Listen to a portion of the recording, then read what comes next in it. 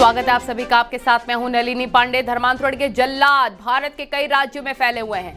विदेश से फंडिंग हो रही है। हिंदू लड़कियों का ब्रेन वॉश करके धर्मांतरण कराया जा रहा है, वो भी एक बड़ी साजिश और प्लानिंग के तहत।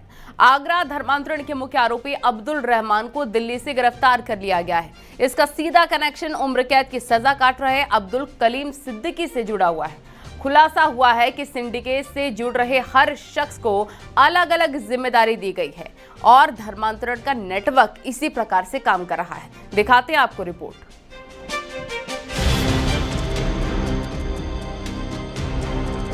आगरा धर्मांतरण सिंडिकेट पर बड़ा खुलासा। ब्रेन वॉश से लेकर फंड तक कंपनी की तर्ज पर प्लान। फर्राटेदार अंग्रेजी, विदेशी फंडिंग, धर्मांतरण का पूरा सच।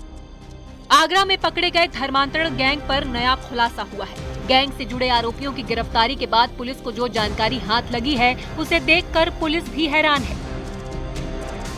किसी कॉर्पोरेट कंपनी की तर्ज पर गैंग के हर सदस्य को अलग अलग जिम्मेदारी सौंपी गई थी। कोई सोशल मीडिया के जरिए शिकार तय करता था तो कोई फर्राटेदार अंग्रेजी से इम्प्रेस करता था। ब्रेन वॉश से लेकर विदेशी फंडिंग तक की जिम्मेदारी तय की गई थी। पुलिस ने 10 सदस्यों के अलावा इस मामले में दिल्ली के मुस्तफाबाद से मुख्य आरोपी अब्दुल रहमान को गिरफ्तार किया है। अब्दुल रहमान बड़ी संख्या में लोगों का धर्मांतरण करा चुका है। 2024 में अवैध धर्मांतरण मामले में उम्र कैद की सजा पाए मौलाना कलीम सिद्दीकी से अब्दुल रहमान का सीधा कनेक्शन है। सजा के बाद से कलीम का सिंडिकेट अब्दुल रहमान ही संभाल रहा था। आगरा पुलिस के द्वारा अवैध धर्मांतरण सिंडिकेट के खुलासे के बाद अब पर्दे दर पर्दे खुलती जा रही हैं। अब पुलिस ने दिल्ली के मुस्तफाबाद से एक और आरोपी को गिरफ्तार कर लिया है। हालांकि इस आरोपी की इस गैंग में महत्वपूर्ण भूमिका निकल कर आई है। ये आरोपी पश्चिम बंगाल में सक्रिय तो था ही, लेकिन इसके अलावा आगरा की जो 2 सगी बहनें गई थी उसको आगरा से ले जाने में उसकी अहम भूमिका रही थी। हालांकि पुलिस ने दिल्ली के मुस्तफाबाद से एक और अन्य आरोपी को गिरफ्तार किया। अब इस केस में टोटल अरेस्टिंग संख्या 11 हो चुकी है, जिसमें एक महिला शामिल है। धर्मांतरण से जुड़े इस सिंडिकेट से जो प्लानिंग की गई है वो चौंकाने वाली है। कामकाज का बंटवारा किया गया था और शिकार से लेकर पैसा जुटाने तक की जिम्मेदारी तय थी। गोवा निवासी आयशा विदेशों से फंडिंग जुटाना, अली हसन उर्फ शेखर राय फंड बांटने का काम, बड़े लोगों से पहचान कराना, रीत बनिक उर्फ इब्राहिम धर्मांतरण के लिए उकसाना, सोशल मीडिया पर सक्रिय। ओसामा इब्राहिम का एजेंट है, शिकार लोगों के रुकने का इंतजाम। आगरा का रहमान कुरैशी यूट्यूब चैनल, धर्मांतरण करने वाली लड़कियों को खुश दिखाना, धर्म बदलने के लिए प्रेरित करना। मोहम्मद अली गैंग के लिए राजस्थान का जिम्मा। अबू तालिब धर्मांतरण के बाद कागजात बनाने में मदद करना, कानूनी दांवपेच में फंसाकर धमकी देना। अबुर रहमान उत्तराखंड में धर्मांतरण की मुहिम चलाना। मुस्तफा उर्फ मनोज दिल्ली में तैनात सक्रिय एजेंट। जुनैद कुरैशी युवतियों को फंसाना, झूठे वादे करना, गिरोह के सुपुर्द करना। अवैध धर्मांतरण के मामले में उम्र कैद की सजा काट रहा मौलाना कलीम सिद्दीकी अब्दुल रहमान का काफ़ी करीबी रहा है। ये बात भी सामने आई है कि कलीम सिद्दीकी को सज़ा मिलने के बाद से ही उसके अवैध धर्मांतरण सिंडिकेट को अब्दुल रहमान संभाल रहा था।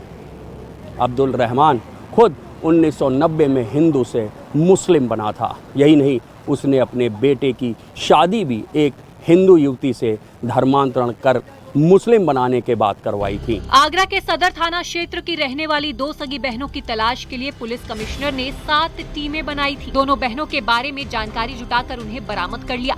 इसके बाद कोलकाता की अदालत में काम करने वाले आरोपी शेखर राय उर्फ हसन अली को गिरफ्तार किया गया तो मामले से पर्दा उठ गया। लड़कियों के पिता ने कहा है कि पुलिस दोनों लड़कियों की काउंसलिंग कर रही है, समझाया जा रहा है। कश्मीर से भी 12-14 लड़कियां यहाँ पे आई हुई थी, तो उसके साथ उसकी दोस्ती हो गई। तो वो भी कोचिंग उसके साथ ले रही थी, साइमा और एक दो नाम और है, कोचिंग ले रही थी, तो उसकी दोस्ती बरकरार हो गई। तो उसने उसको धर्मांतरण के प्रति ऐसा कर दिया, अपने इस्लाम के प्रति कि ये इसमें ये चीज़ें हैं, बुर्का वो नकाब पहनने से ये सुरक्षा है, ये इस तरह उसको इन्फ्लुएंस करती थी। जाहिर है आगरा धर्मांतरण केस में पुलिस की टीम गंभीरता से जांच पड़ताल कर रही है। मुख्य आरोपी के गिरफ्तारी के बाद अब सिंडिकेट से जुड़ी और जानकारी सामने आ सकती है। फिलहाल पुलिस की टीम पूछताछ कर रही है और तह तक पहुंचने की कोशिश कर रही है। Bureau report, news 18, Uttar Pradesh, Uttarakhand.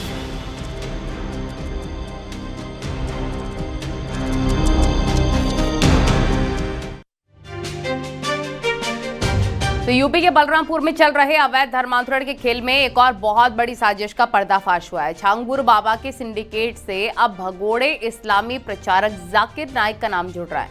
केंद्रीय एजेंसी और ईडी को जांच में अहम सुराग भी मिले हैं, जिनसे पता चला है कि यूएई, तुर्की, दुबई, कनाडा, अमेरिका और यूके जैसे देशों से संदिग्ध फंडिंग हो रही थी।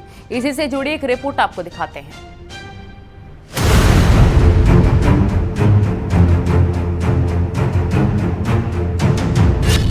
छांगुर बाबा के अधर्म लोक का जाकिर नाइक कनेक्शन।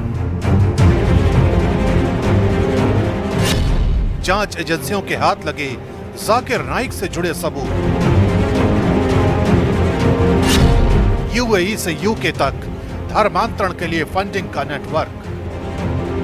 यूपी के बलरामपुर से उठा धर्मांतरण का यह खेल अब देश के बाहर तक जा पहुंचा है। जांच में पता चला है कि धर्मांतरण से जुड़ी इस साजिश को अंजाम देने के लिए भारत नेपाल सीमा पर बसे जिलों को टारगेट किया जा रहा था।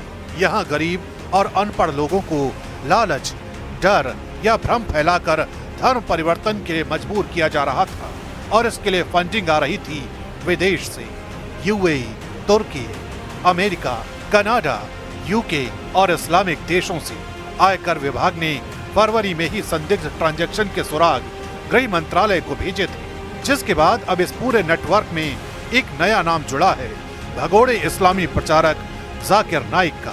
जांच में जो सुराग मिले हैं, उन्होंने अब धर्मांतरण सिंडिकेट का सिरा जाकिर नाइक से जोड़ दिया है। दुबई, मलेशिया और यूके से आए संदिग्ध फंडों की ट्रैकिंग में कुछ लेन देन ऐसे निकले हैं जिनका लिंक नाइक के इस्लामिक रिसर्च फाउंडेशन से हो रहा है। जाकिर नाइक, जिस पर पहले ही टेरर फंडिंग, मनी लॉन्ड्रिंग और भड़काऊ भाषणों के मामले चल रहे हैं, वही जाकिर नाइक अब एक और गंभीर आरोप की जद में है। बलरामपुर से उठे इस केस ने ये साफ कर दिया है कि धर्मांतरण सिर्फ किसी एक बाबा की सनक नहीं, बल्कि इसके पीछे संगठित अंतर्राष्ट्रीय साजिश है। सिमी और पीएफआई जैसे कट्टरपंथी संगठन इस नेटवर्क को जमीन पर मदद पहुंचाते रहे और विदेश में बैठे चेहरे जैसे जाकिर नाइक इस विचारधारा को फंड और प्रचार करने में जुटे हैं। धर्म के नाम पर मजार, मस्जिद और मदरसों का जाल बिछाया जा रहा है, लेकिन असली मकसद है सोच बदलना, मजहबी कट्टरता फैलाना और देश के भीतर विभाजन पैदा करना।